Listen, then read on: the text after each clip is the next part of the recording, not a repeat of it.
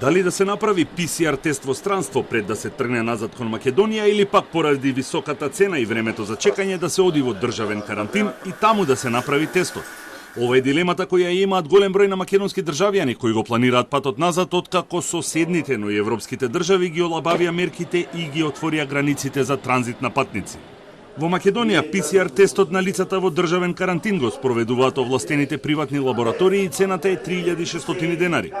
ПСР тестирањето во државите во регионот чини различно, од 33 евра во Хрватска, 50 во Србија, 60 во Бугарија, 80 во Босна и Херцеговина, до 100 евра во Словенија.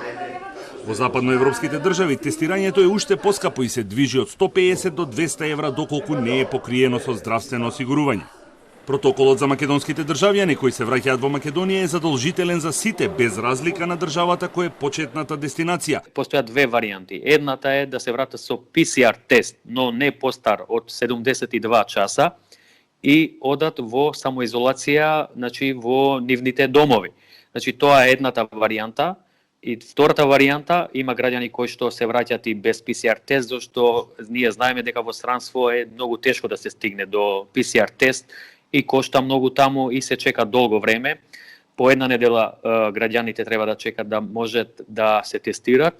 Тие граѓани кои што влегуваат во нашата држава без ПСР тест одат во државен карантин, како што беше и порано, и им се дава можност во хотелите кај што државата ги сместува, може таму да направат тест. Битно е да се напомене дека со тестирање во државен карантин се пролонгираат роковите, па така 14-дневната изолација во домашни услови почнува да се смета од денот кога се добиени резултатите.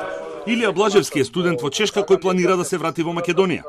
Направил ПСР тест за кој платил 4000 денари и купил авионски билет преку компанијата Визер, но летот е откажан, па затоа тој сега ќе се враќа со автобус.